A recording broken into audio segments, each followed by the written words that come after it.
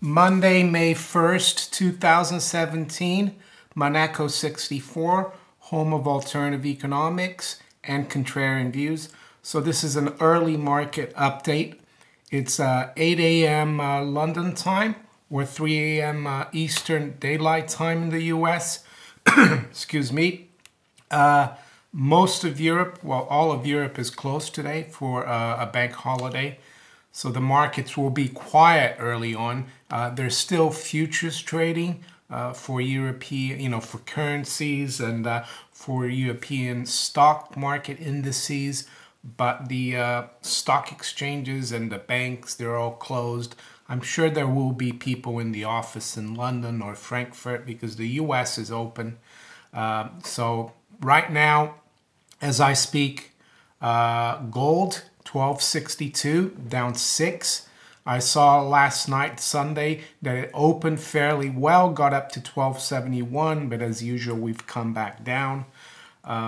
Silver, disappointing as well, 1710. We got down to 1706, and the high was 1729, early last night. Stock market, Dow futures up 30 points at 20,966. S&P up 3.36 points at 2387. How are the currencies doing? Well, the pound's down 0.25% at 129.16. The dollar is up against the yen, almost about 0.25% as well at 111.83. And euro unchanged against the dollar. So, yeah, dollar basically unchanged against the euro, but up against the pound and the yen. In terms of other news, I guess next Sunday will be the second round election in France. The mainstream media and the betting companies still see Emmanuel Macron as the front runner and a sure thing, just like they saw, Remain for the Brexit, for the EU referendum in the UK, and just like they saw Hillary Clinton easily winning, the US presidential election.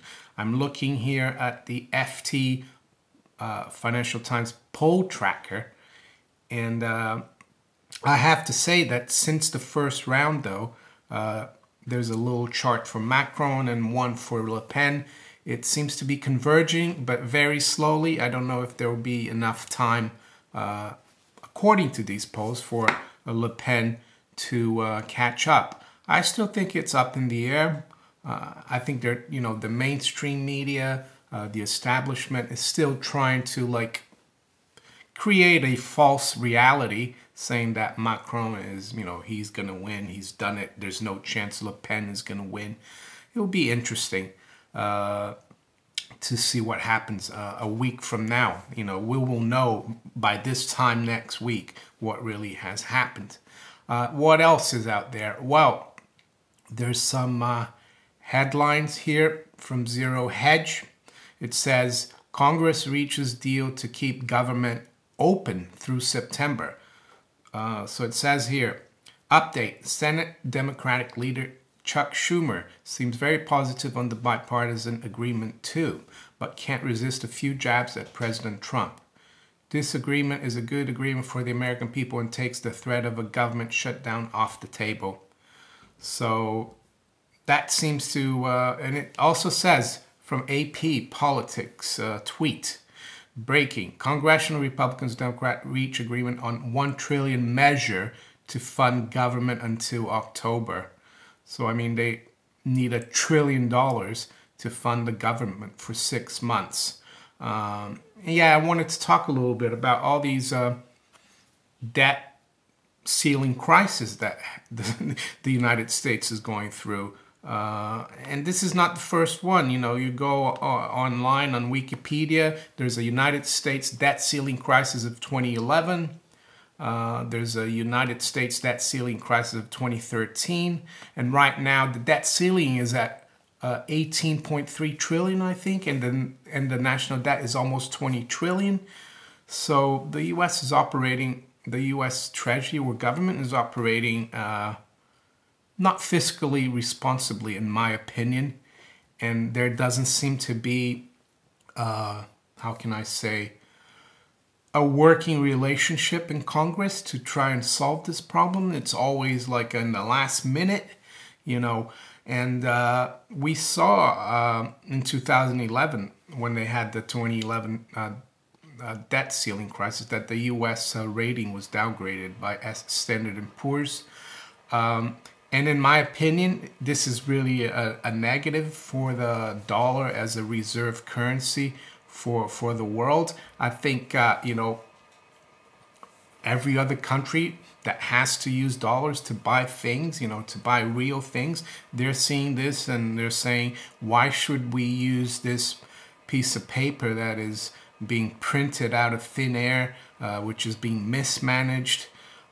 Why should we keep using this? When is this piece of paper going to be worthless?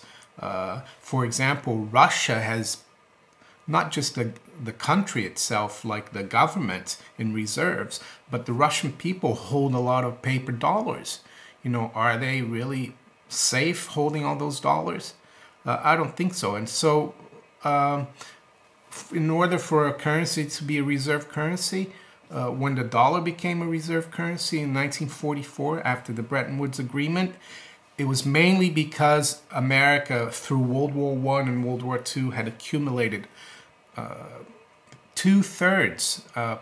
about two-thirds of all the gold in the world, mainly because they were the, you know, supermarket for the world in terms of armaments and supplies for World War I, World War II, and that's why it was used. That, you know, because the dollar basically was as good as gold. But in the last 40, you know, almost 50 years, the U.S. has basically been living on its laurels, you know, kind of spending all its inheritance.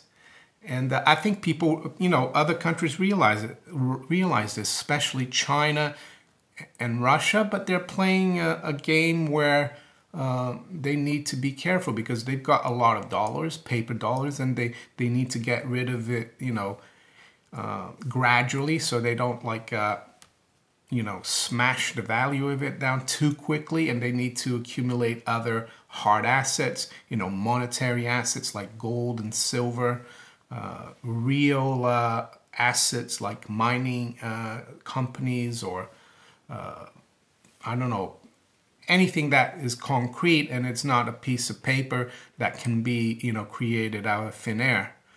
Even the Chinese government encourages its citizens to buy gold and even cryptocurrencies. So what I'm trying to say, yeah, in the short term, it looks like it's a positive. You know, Congress averts, you know, keeps the government running for another 6 months. But in the long run, I personally think it's, you know, it's just a symptom of the weakness of the dollar. And what's that leading to right now? It's leading to all the saber rattling by the United States military. Yeah, because they know that they're running out of rope. And, you know, if people try to stand up, other countries try to stand up and try to say, oh, we don't want dollars anymore. We want, you know, to use gold like Libya did. You know what happened there, you know. Or if you're Saddam Hussein in Iraq, you say, I want to also sell my oil for euros. You know what happened. In terms of China and Russia, it's a completely different game. It's not as easy to get rid of the regime in China or Russia if they decide to, you know, start using gold or you know, or their own currencies. You know, Russia is the wealthiest country in the world in terms of natural resources. They could, but they have to sell all their resources in US dollars. Why can't they just sell it in rubles? You know, it would be backed by vast wealth, and I'm sure they want to do that. But they have to make the ruble acceptable and have people, how can I say, gain confidence in it. And some people might say, oh, but there's not enough rubles out there for people to buy Russian resources. Well, they could just print it. But I'm sure they've thought about that, and I'm sure that's why, the West, the Anglo-American Anglosphere has been so, how can I say, anti-Putin or anti-Russia, putting sanctions on Russia, and it doesn't help. What else? Well, there's quite a bit of data this week for the U.S. The most important one, of course, will be on Friday, May 5th. That will be non-farm payroll, the U.S. job data. Previous number was fairly weak. It came out at 98,000 non-farm payroll jobs created.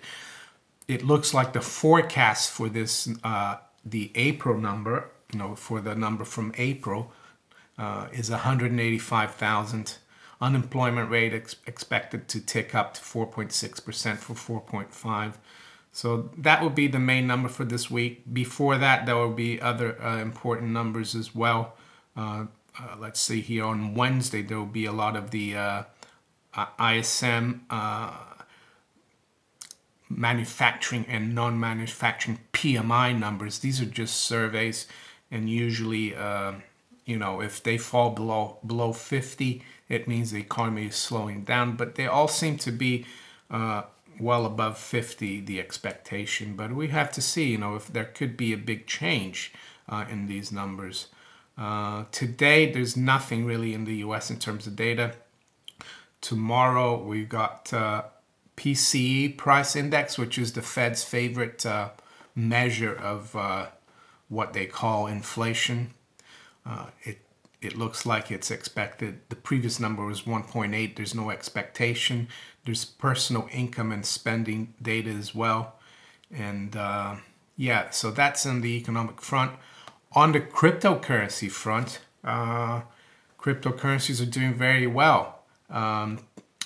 Bitcoin right now is at $13.95, so almost at $1,400. The high in the last 24 hours is 1401, so I think that's the all-time high. Ethereum as well continuing to surge. It's at $83. The high has been $84.50. What else? Ripple up 10%. Dash up 4.5%. So yeah, cryptocurrencies continue to do well. I guess they can't be manipulated yet. Hopefully they won't be manipulated by the bullion banks and the people who run, the fiat money system. Gold and silver, I'm still holding on to my physical gold and silver. I know it's very frustrating to see what's going on, but it won't last forever.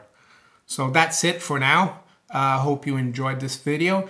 If you did, please give me a thumbs up, share it far and wide. If you haven't subscribed to my channel yet, please do. And if you'd like to donate to the channel, there's some links below in the description. I'll talk to you later. Bye.